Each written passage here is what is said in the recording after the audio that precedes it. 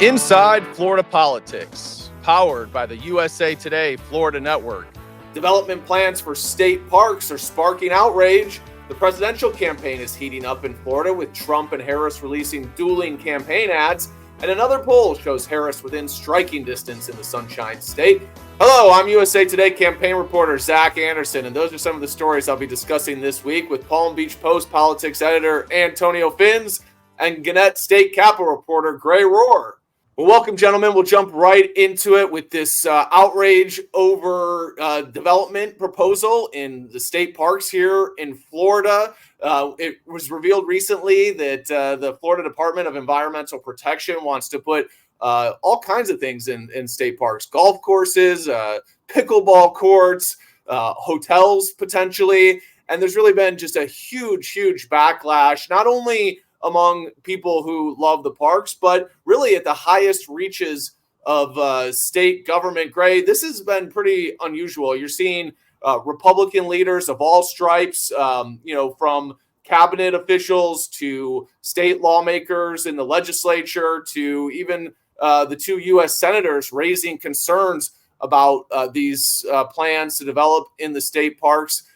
I've never really seen something like that where there's such pushback against something coming out of the DeSantis administration. What do you think it says about this proposal, and what does it say about DeSantis's clout?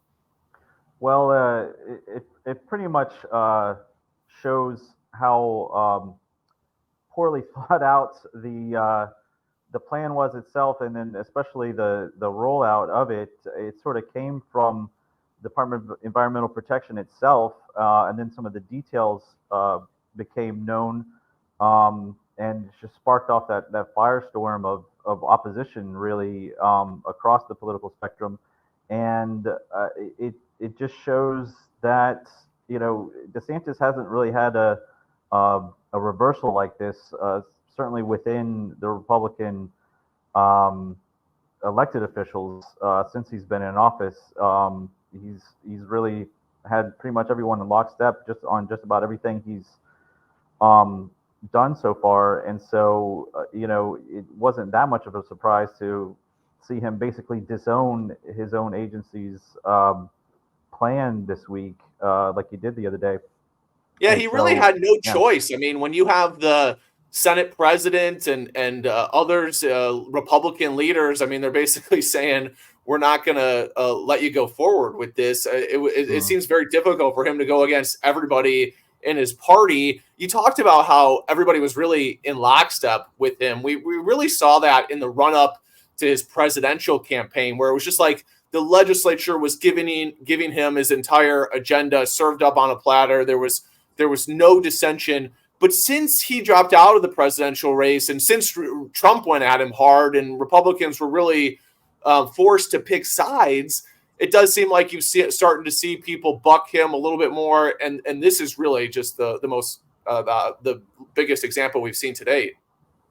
Yeah, and it really started during the campaign, where you had a few, I'd say, I think it was about a dozen or so legislators, endorse Trump instead of him at the state level, and some of them had previously actually endorsed him, and so it sort of started there. Didn't really affect the legislative session so much. He still got his agenda through, but certainly, especially with these latest primary results, where a bunch of his school board nominees or endorsements didn't win. That was notable as well.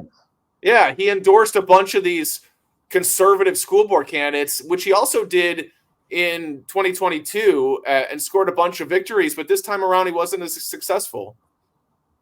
Yeah, that's right. I think there was a slate of 23 or so that he endorsed, and I believe 11 lost straight out. I think 5 or 6 won, and about 5 or 6 are going into runoffs. It was just been a stark contrast of 2022, when a bunch of his school board people went. He pretty much, dictated who would be running in certain Senate races and really shaped how that chamber turned out, especially on the Republican side. and won himself by about 20 points over Charlie Crist that year. And in the span of 2 years and a pretty disastrous presidential campaign, he's still very influential. He's still gonna set the tone for the legislative session next year. He still has tons of support, but when you compare it to just a short time ago, it's I don't know. It's quite the reversal so far. And update us on where these state park plans stand. I know you covered this yesterday. DeSantis basically just kind of walked away from it, right? He said this was kind of half baked, and he didn't really defend it, his administration, at all. He basically just said, "Okay, if you guys don't want this, well then we'll put it on ice." Well, yes and no. I mean, because he did say that we're not going to be in the golf course business in Florida, which seems to indicate that any sort of golf course proposal on state parks is effectively dead. But he also said the rest of it, they have to go back to the drawing board and talk to interested parties, people involved, obviously people, citizens, and come back with something next year. And so I think a lot of people are still wondering what is that plan going to look like? What are the details going to look like whenever it resurfaces, if it does? But sure. Yeah. Antonio, what do you make of DeSantis' setback here? Well, I'll tell you something. I think it's really important to note that when we talk about inside Florida politics, it's a lot. Usually, it's about issues that divide Democrats and Republicans, liberals and conservatives. But this is the environment. It's one of those that this doesn't the partisan breakdown really doesn't apply. For example, Everglades restoration. Republican governors, Democratic governors in the state, and members of Congress from both parties have always been lockstep on Everglades restoration. Same thing for opposition to offshore drilling. And it's just a reminder that there are issues in Florida in which the breakdown of opposition and support is not along party lines. The environment is one of them. And, for example, in the case of the state parks issue, it's really between preservationists and developers. In the case of, for example, if you go to North Florida, where you've got these very intense battles over bear hunts, over the red snapper fisheries in the northern Gulf Coast around the Panama City area headed to Pensacola, really intense battles about regulations of fishing seasons and so forth. And those are battles that may fly under the radar of those who really pay attention to partisan politics. But I'm telling you, they're no less important to the economy and no less intense than regular partisan politics that we generally cover and pay attention to. Yeah, absolutely. And the environment has traditionally been a pretty bipartisan issue in Florida. You had governors going back to Jeb Bush trying to position themselves as environmental champions with efforts to save the manatees. And, every Republican governor has invested in Everglades restoration. DeSantis, when he ran in 2018, ran as an environmentalist, ran to clean up algae blooms around the state that were plaguing areas on both the east and the west coast of Florida. Red tide and blue-green algae, that was his biggest issue. And he really came forward after the election and tried to position himself as an environmental champion. So this is really kind of an odd misstep for him, considering that he has experience with how important the environment is in Florida and how important it can be as a political issue, and how it really is something that both Republicans and Democrats really rally around, because it is so important to people in this state who want to be able to go out and enjoy the beauty that Florida has to offer. Up next, Trump and Harris have dueling campaign ads in Florida.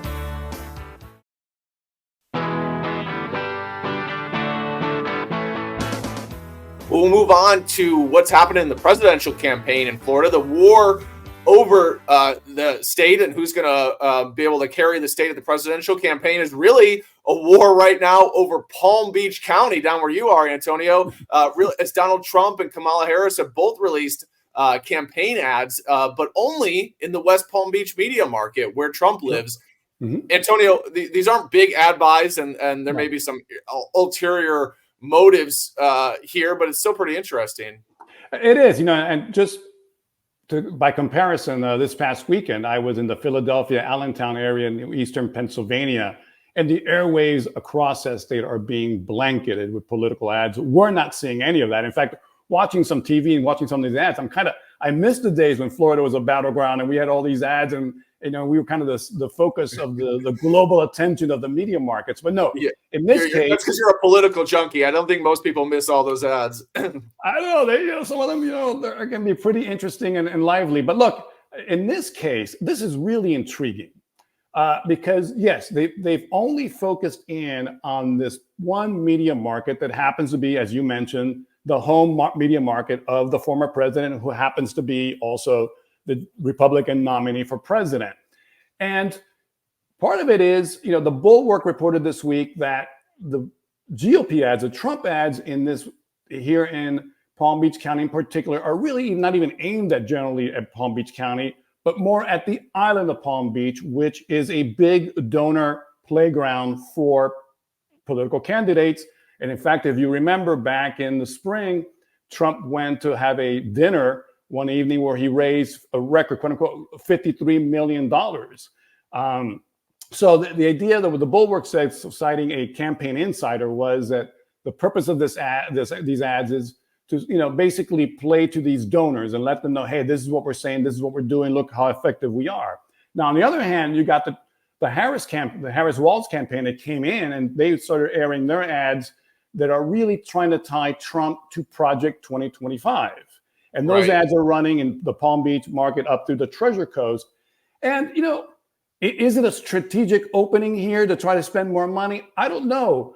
Or I think more intriguing is this yet another effort to try to poke Trump, to try to provoke Trump? Right. To go on social media, trolling him. What they don't want, if you're the Democrats, what you want to try to keep Trump away from is talking about specifics about the economy and immigration, which are issues that he's strong on, and that the Democrats in generally have been struggling. If you look at the polls and what people are saying, those are the issues they struggle. What they want Trump talking about is who's good looking, who's got the bigger crowd size, what's the latest nickname for somebody, that kind of stuff. And you wonder if maybe this is, these ads started playing when he was actually here.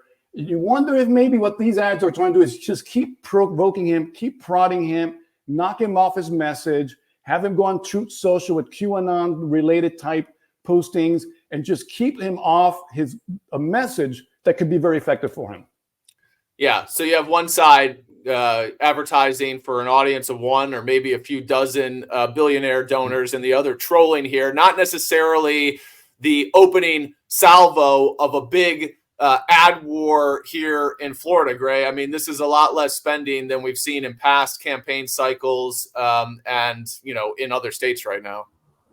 Yeah, and I think it's a testament to just how well, depending on your view, just how well the Republicans have done registering and, taking the lead, dominating the state election after election over the last 20 years or so, and how poorly the Democrats have been doing in trying to keep up. That this is effectively now a red state, especially in statewide competitions.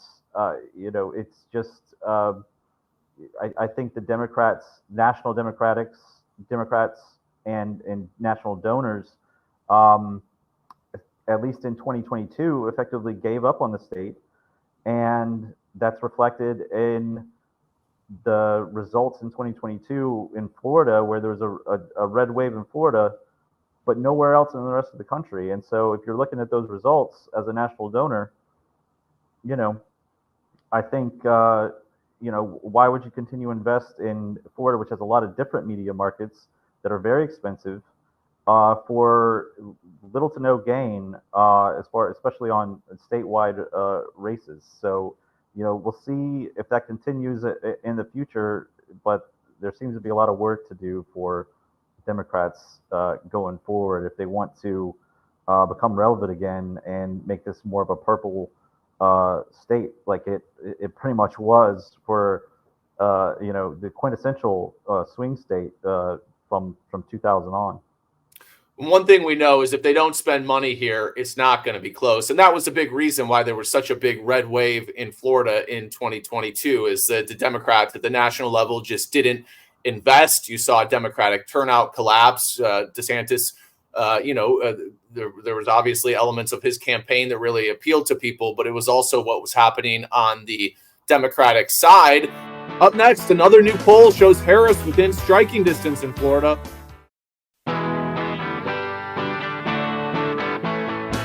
We'll see in terms of how much of a red state Florida is in this coming election. The polling so far has been pretty interesting. After DeSantis won the state by 19 percentage points, what we've seen is, with Harris back in the race, in the race, and Biden out, the race is a lot tighter than what we saw in 2022.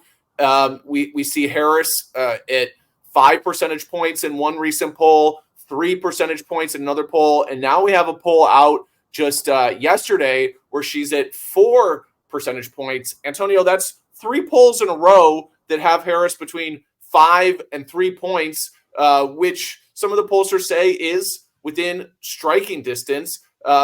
Is she close enough to justify spending money in the state? I don't think so, because we're not seeing that money come in. Here's the thing. When you really drill down into these polls, what you're finding is that the reason that she has narrowed this gap and she's getting within striking distance is because she's won over Democrats that had kind of soured on Biden and had lost their enthusiasm. Right. She's also really consolidated the Democratic base. And also those Democratic-leaning independents, some of those. That's what's gotten her momentum. That's what's narrowed the gap. But if that's the case, then there's a ceiling. Remember, Republicans have a 1 million voter advantage in Florida. There's a significant size of those NPA voters that are also Republican leaning. So if all she's done here in Florida is consolidate the traditional Democratic base, that's not enough to win this. Now, there's 2 wild cards here. Number one is those so-called Haley voters, the never Trump voters, those Republicans that don't want to vote for Trump. Can she win them over? That's far from clear, but if she were to win them over, now you're getting to that point where, the kind of investment that you're talking about is worth it. The other wild card is Miami-Dade County. For her to get to that point of spending, the Democrats to spend money, they would have to start rivaling the numbers in Miami-Dade County that Hillary Clinton posted. Well, there was a poll that came out that had Harris up by 15. 15, yes, but that's still. But Hillary won by 30, I think, in 30. 2016. So, and I think Biden by 9. Biden by 9. So yeah, I mean, 15 is better than Biden did in 2020. But it's not. But it's not enough to really get to where you're a point away. But then the other issue here too that we have to take into consideration is what's at play here isn't just the 30 electoral votes. There's also the U.S. Senate race where Rick Scott is seeking re-election against Debbie Merkersol-Powell. And then there are some congressional races, one in St. Petersburg and the other one, it'll come to me in a second, but there's 2 congressional races. Yeah, there's a competitive one in Miami too, I think. In Miami, that's right. In the district that is the Maria Salazar district that is, more purplish. So there's those 2 congressional races that they're trying to vie for. Right. And then there are going to be some county commission races, some down ballot races that are going to be important, the constitutional amendment. So even beyond the 30 electoral votes, there's a lot here in play that's going to come into that's really going to come into the equation as we move into September. And that U.S. Senate seat, if they could win, that would be a huge get. The Democrats lack a statewide figure that they can rally around. That would be somebody that could start rebuilding this base. Yes, they won the Jacksonville mayor's race. They've won some special elections at state house races. Yeah, that shows that they have strength in these pockets around the state. They don't have a statewide face that could be, individual elected official that could be the face of this party and start helping rebuild it. Yeah, so there's repercussions all down the ballot. Antonio, it's kind of a chicken or the egg thing. If you don't spend the money, you're not going to, get any closer probably. But if you do spend the money, there's no guarantee. And I wonder, is three to 5 points, you think, is not really enough for them to justify spending that money? Because you probably have to spend, 50, 100 million, maybe more to really make Florida competitive. If you're spending that kind of money in this state, you're really taking your eye off the ball in the states that she really needs to win, right? I mean, if she spends 100 million or $50 million in Florida and she loses Pennsylvania, everybody's going to be like, what the heck were you doing? She really has to win Pennsylvania, Michigan, and Wisconsin, right? Exactly. And I think if you recall, there are 7 battleground states that are going to decide this. They're toss-ups for the most part. Yes, there's a poll that just came out this morning that I think it was Emerson College. She's got 2-point leads in Michigan, tied in a few others. And you're absolutely right. And any money that you spend in Florida and what could be chasing the pot of gold at the end of the rainbow is money you're not spending in places that could get you across the line at 270. That's a factor. I think what Democrats in Florida are going to do is they're going to still keep riding this wave of enthusiasm. They've signed up about 40,000 volunteers ever since Biden exited the race and Harris came into the race as the nominee. And I think they're going to keep riding that wave, keep pushing it, keep reaching out to voters, keep narrowing the field. And at some point you can make the argument, look, any money that you spend in Florida or have either Harris or Walz come here on a quick trip to do some campaigning, but if you can force then Trump to also spend money here and spend time here and not in those key states, there's a strategic value there. But right now, I mean, for a major ad spend, the numbers just are not there. Yeah. And the problem is that Florida's never going to look competitive if you don't spend the money here, right? I mean, if they don't spend money, it's not clear how competitive the state could be. I mean, we saw Trump win by 1 point and then 3.3 points. And, the 3.3 was considered a bit of a blowout in Florida, but it's really, when you look at nationwide, it doesn't seem like a huge margin. And so the question here is, if they don't really spend any money in Florida and Trump wins by 5 or 6 or 7, a lot of people are going to think Florida is out of reach going forward. And then that, makes it harder and harder for Democrats. The less they invest in the state, the more red it looks and the less likely it is to invest in the future. So it's keep in mind, Zach, too, is that one of the reasons that Republicans have built up such an advantage in the state is because they put the investment and the energy into building that infrastructure. You're seeing Democrats really doing that now. That wraps up another episode of Inside Florida Politics. I want to thank our production guru, Rob Landers. Thanks to all of you for tuning in. We're out of here.